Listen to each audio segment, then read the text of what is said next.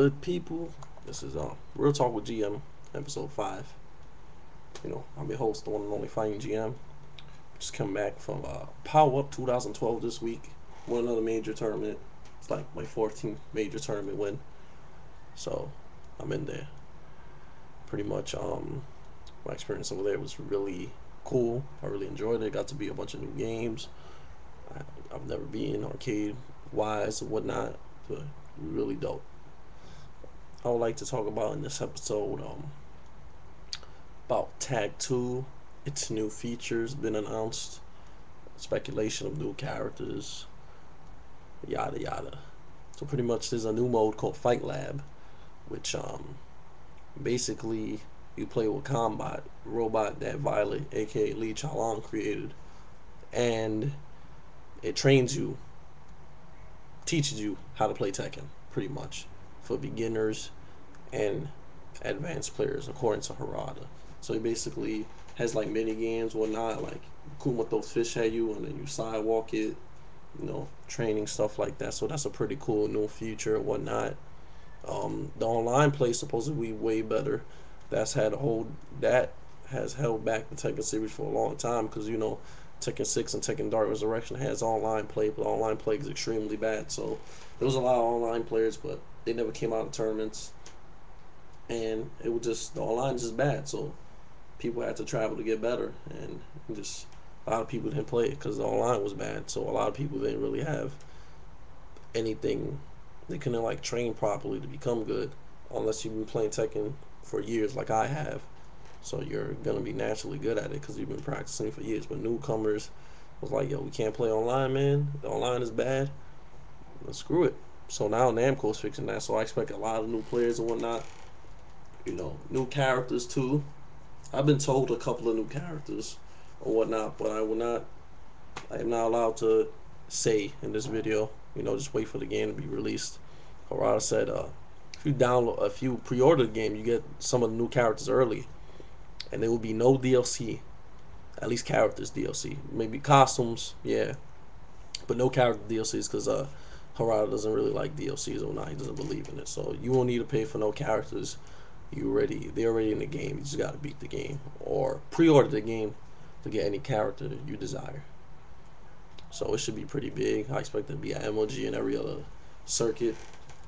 I feel this is the last time for the tech community to blow up, and I think it will because fighting games are really big now. Esports is taking over.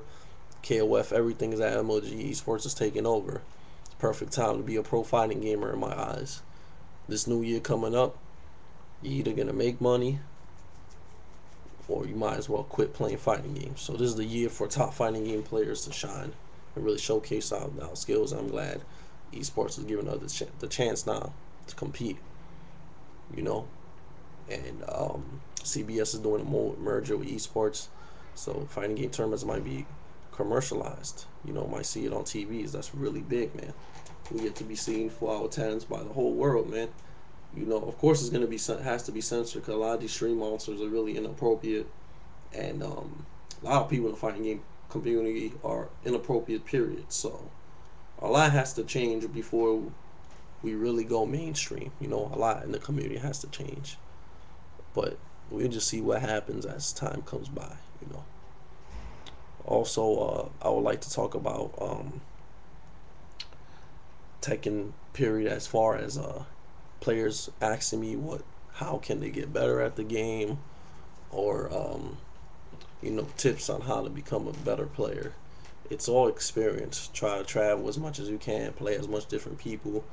Knowledge is power. Read as much info about the game as you can. Character punishments, character properties, like which moves which character, high crush, the counter hit properties, how quick they are, low crush properties, how to step each character in the game, because there's like 40 plus characters. So you're gonna have to learn how to fight characters. There's a lot of characters to learn, and I feel like the problem with USA players is that they fight the player instead of the character.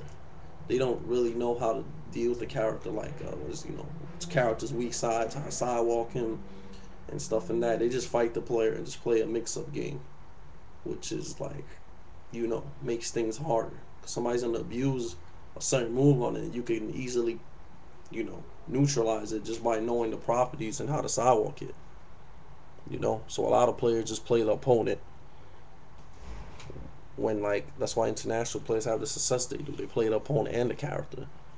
So, and a lot of U.S. players period, once you figure out character's weakness, they cannot hide the holes in the character's game. So imagine playing somebody that's playing the character, like finding your character's weaknesses, plus he's fighting you and your weaknesses. So you're pretty much done for. You're gonna get beat pretty bad. You're pretty much done for. And you're just fighting him based on what he's doing as a player. It's gonna make it a lot harder for you. So I've been doing that. I've been studying characters and players at the same time, which makes things easier.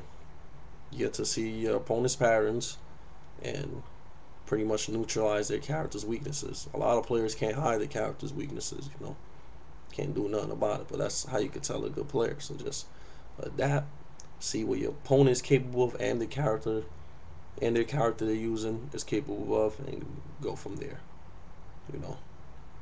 So I hope that helps, and I hope more people play when Tag 2 comes out. So I look forward to the new esports era. I'm doing a lot of things. I got my website for people that don't know. It's www.fightinggm.com. I updated it like every 2 weeks or whatnot. I post new match videos, new interviews, new blogs about my recent travels or whatever. So I'll be updating a lot more. So people check my website out. Again, it's www.fightinggm.com. I should have a lot more material once Tag 2 comes out. I also have a Twitter, www.twitter.com, of course, /fightinggm. So hit me up there and follow me. And I should have a lot of big things coming, Hit up World Guinness Records to break a record or whatnot. And, just trying to get myself out there more for my talents and just do me and do as much as I can possibly as a player to market myself. So, people hit me up. And also, I would like to talk about the recent Brock Lesnar thing with Cena. I know a lot of you people might not be wrestling fans, but it's very interesting that they're trying to go the real life approach of like making it real. So it's pretty cool. Like Cena got busted by Brock Lesnar, punched him in the face for real Brock Lesnar. It's making it into interesting because I think he hit him on purpose. No, he hit him part of the storyline to make it seem more real. People get interested, like, wow, this thing looks real or whatnot. So it's really good for the WWE. Brock Lesnar saying that if he wasn't back, if he didn't never left 8 years ago, he would have stayed 8 years ago, Cena would have been nothing, which is an interesting predicament, which is pretty interesting because it makes sense. Brock Lesnar was in front of games and whatnot, so it'll be a good match to go by. WWE's going an interesting route, so I'll definitely check out Extreme Rules, and all you should. So that's it for this episode, and I would like to give a shout out to all my friends and everybody that housed me at Power Up, and I chilled with Slooch, my boys Kevin Landon. And congrats to Sanford Kelly for winning Power Up 2012. A lot of people don't believe in Sanford, but he's a very talented player, and he definitely has what it takes to be the best. Is that he just doesn't travel the majors that much, but he did, and he won one, so people should respect him. Plus he's using Saget. Saget used to be a top tier character, and he's not anymore.